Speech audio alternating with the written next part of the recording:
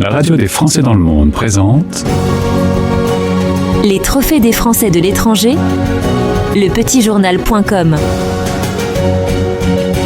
Sur la radio des Français dans le monde, je suis très heureux d'accueillir Priscilla Routhier-Triard parce que c'est un sujet important qu'on a déjà abordé sur notre antenne et qui a été mis en lumière aujourd'hui dans les trophées des Français de l'étranger. Bonjour et bienvenue Priscilla. Merci beaucoup. Alors tu me disais que tu enchaînais les interviews, Le 8 mars. La journée de la femme, il y a les trophées aujourd'hui. On est sur un sujet important, les violences faites aux femmes et aux hommes d'ailleurs. Exactement. Aussi. On a 5% des familles qu'on aide où c'est des hommes, donc c'est important de le répéter. Et donc on va parler de ce travail, le cheminement qui t'a amené à faire ça et tes projets en cours. Un petit mot d'abord, on revient dans ta région natale, tu es de la région parisienne. Aujourd'hui te voilà dans la capitale pour recevoir ce trophée. Ça te fait quoi quand tu arrives à Paris, que tu sors de l'aéroport ? Est-ce que tu sens Tu veux vraiment que je te réponde oui, depuis Abu Dhabi ? Un choc.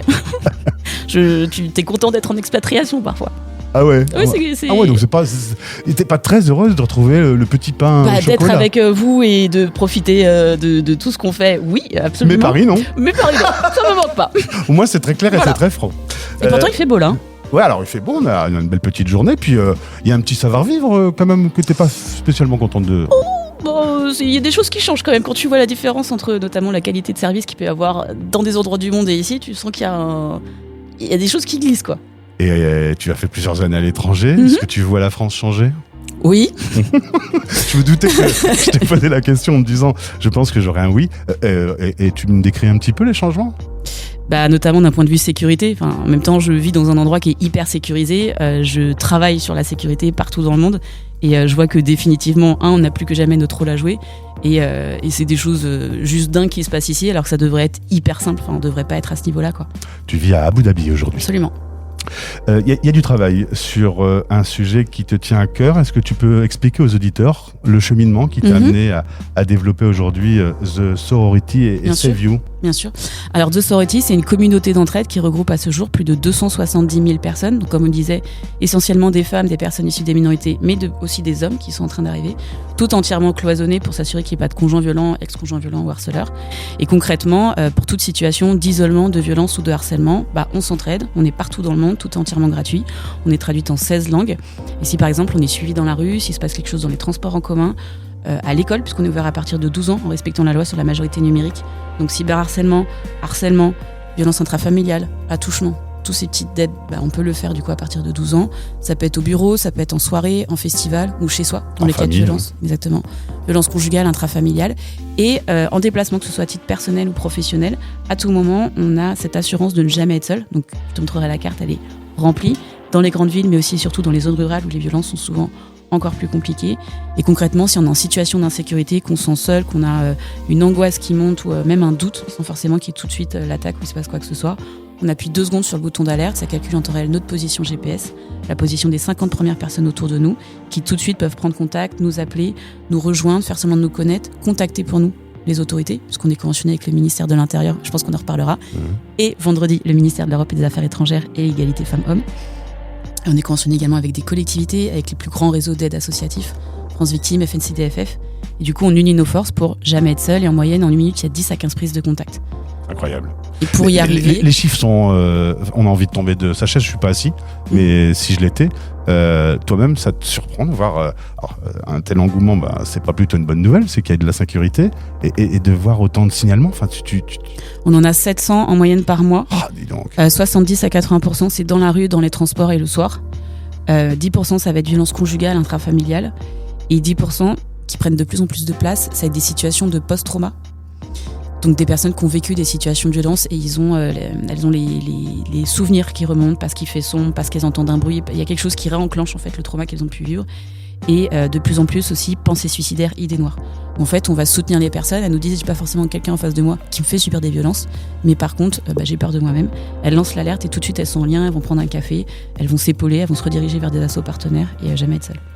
Alors, ce sujet est déjà important pour les Français qui vivent en France, mais on est quand même à chaque fois un peu plus entouré avec sa famille, ses amis. Quand on vit en expatriation, on est loin de tout ça.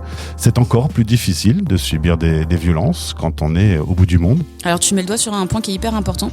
Déjà, notre force, c'est une communauté d'entraide qui sur le papier ne se connaît pas. Donc du coup, dans les situations de violence conjugale et intrafamiliale, déjà il faut savoir de façon générale, 80% du temps, on connaît la personne qui nous fait subir les violences. Déjà. Dans les situations de violence conjugale, il y a 2 schémas. Ça va être soit les proches vont nous dire « on t'avait prévenu ». Merci. Merci. Donc step back et merci bien. Deuxième cas, ce n'est pas possible. Cette personne est tellement sympa. T'es pas quelqu'un de simple non plus. Heureusement que t'es tombé sur cette personne. Est-ce que tu penses aux enfants ? Est-ce que tu penses aux finances ? Donc nous, notre force, c'est qu'il y a vraiment ce soutien et cette mise en lien sans aucun impact sur le schéma amical, familial ou quoi que ce soit, où les personnes tout de suite se croient, vont s'entraider et vont plus rapidement sortir la personne de la situation d'isolement, libérer la parole et l'aider à faire le premier dépôt de plainte, se faire aider. On a finalisé une étude d'impact qui montre que sur le moyen et long terme, on a de plus en plus de personnes, donc on bosse les post-traumas de façon significative, on a de plus en plus de personnes qui osent de nouveau reprendre les transports en commun, sortir tard le soir, reprendre leur activité sportive, refaire du footing. Donc c'est très très concret au final et c'est vraiment cette entraide et cette union, sans forcément se connaître, qui fait qu'on arrive à être aussi efficace. Et à l'étranger, comme tu disais, il y a l'isolement qui est juste dingue parce qu'il y a une dépendance administrative, financière, tout le monde se connaît, en qui je vais avoir confiance. Financièrement, je vais payer quel avocat, ça coûte super cher, encore plus à l'étranger, qui maîtrise le droit là-bas et le droit français. Si on a des enfants, ça prend une dimension très compliquée. Si on a les enfants, si on quitte le territoire, c'est abandon. Si on les prend, c'est kidnapping. Donc c'est des proportions qui sont dingues. Nous, sur les 450 familles aidées, il y en a, ça fait plus de 20 ans qu'elles sont dans ces situations. Et par exemple, il y a des spécificités, Japon et Allemagne, ils ne partiront jamais tant que les enfants ne sont pas majeurs. Donc tu as beaucoup de cas particuliers où nous, ce qu'on fait, c'est sur la partie Saveview, on utilise The Sorority pour trouver les associations autour et la communauté qui est autour pour soutenir les personnes. Et ce qu'on va faire, c'est qu'on va mettre en lien directement avec... on va refaire toute cette chaîne d'action avec une première écoute active d'écoutantes. On a une 20aine d'écoutantes qui sont formées psychologues, psychiatres, assistantes sociales, qui ont une première expérience d'expatriation. Ça, c'est hyper important aussi. On va pas donner les mêmes conseils qu'on a vécu qu'en France et qu'on a vécu au moins 1 an au Maroc ou n'importe où. On va pas dire de faire un dépôt de plainte tout de suite. Ça peut très mal se passer pour la personne et ça peut se retourner contre elle et être dramatique pour son dossier. Donc on a une 20aine d'écoutantes qui font une première écoute active. Et les personnes, après, on va les rediriger selon ce qu'elles souhaitent vers une asso locale, vers un soutien psy, vers un soutien d'avocat, conseil juridique, vers une asso locale ou parfois sur un rapatriement d'urgence qu'on fait avec le ministère de l'Europe et des Affaires étrangères. Et bien justement, parlons-en de l'État. Priscilla, c'est une initiative privée. Est-ce logique que ça soit une initiative privée? Est-ce que c'est pas à l'État C'est bien tes questions. Merci.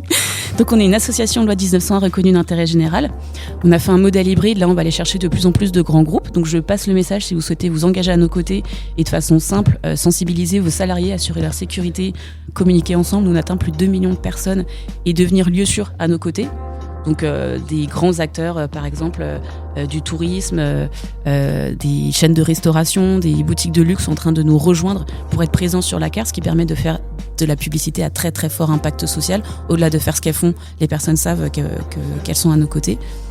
Et du coup, on unit nos forces. Alors pour te répondre, non, ce n'est pas logique. Et au moment où je te parle, on a encore 0 € de financement public. Il y a uniquement la région Île-de-France, la région de cœur, comme on t'en a parlé tout à l'heure. Qui est présente. Mais on les aime. Vous m'écoutez, on vous aime. Non, c'est parce qu'elle a un gros coup de cœur pour Abu Dhabi. Oui, non, mais c'est pour ça. Non, mais c'est le temps qui va pas et le mood général. Mais les personnes à la région sont incroyables et je pense qu'elles nous entendront. Et du coup, à part elles, pour l'instant, on n'a aucun soutien public sur ce qu'on fait. Donc pour te répondre, non, c'est pas du tout normal. Et ce qu'on est en train de faire, logiquement, je l'espère, fera évoluer tout ça. Et comme je te disais, vendredi, on signe une convention avec le ministère de l'Europe et des Affaires étrangères et le ministère Égalité Femmes-Hommes pour au moins reconnaître les actions qu'on fait sur le terrain, parce que jusqu'à présent, on était un peu avec notre petite bâton de pèlerin et faire ce qu'on faisait en mode si ça se passe mal, c'est pour toi. Priscilla, quand tu rentres le soir, tu dors bien? J'ai 2 petits garçons de 6 ans et 8 ans, donc j'ai pas trop le choix de prendre soin de moi. J'ai fait 2 burn-out pour en arriver là et avoir... et voilà. Là, d'ailleurs, au moment où je vous parle, j'ai quasiment plus de voix, donc j'espère que vous m'entendrez quand même. Je dors parce que j'ai appris à prendre soin de moi et j'ai appris à couper parce que le décalage est tellement dingue entre les messages que je reçois au quotidien et ce qu'on fait au quotidien et la réalité de la vie. À un moment, faut tenir. Et puis on sait qu'on atteint des milliers de personnes et qu'on fait quelque chose de bien. C'est ça, il y a quand même un travail qui est au final, quand tu réfléchis... Mais il est dingue. Et puis le nombre de merci qu'on a par jour et de témoignages et de mise en sécurité où les personnes elles nous expliquent comment la communauté les a aidés, de quelle situation ils ont pu se sortir, etc. C'est concrètement ce qui nous fait vivre et ce qui nous fait tenir. Alors je vais rajouter 100 000 merci aux auditeurs. Chaque jour, on a 100 000 auditeurs à travers le monde. Rejoignez-nous. Ils te disent merci, donc ça fait 100 000 et plus le mien. 100 000, merci. Et bravo, parce que ce prix, c'est pour toi. Je suppose que d'être mise en lumière aujourd'hui en gagnant ce prix coup de cœur, ça te fait quand même plaisir de montrer. Ça fait du bien. Ouais, je me doute. Ouais. Ça fait du bien, je ne m'attendais pas du tout. Et c'est vrai que c'est tout simple, mais c'est un vrai message qui est passé. Et c'est aussi se rendre compte qu'on n'est pas seul. Nous, on le répète à des milliers de personnes au quotidien, vous n'êtes pas seul, on est à vos côtés, etc. Mais quand on voit que les personnes qui sont à nos niveaux, qui sont dans les institutions, qui sont des partenaires à nos côtés, nous rappellent qu'on ne l'est pas et qu'il y a cette reconnaissance même symbolique, ça fait du bien et ça aide à tenir. Donc merci aux équipes du Petit Journal, à toi, à toutes les personnes et au ministère de l'Europe et des Affaires étrangères. Et j'ajoute à ce merci un bravo. Belle journée à Toi Paris. aussi, merci à bientôt. beaucoup. Vous écoutez La Voix des expats.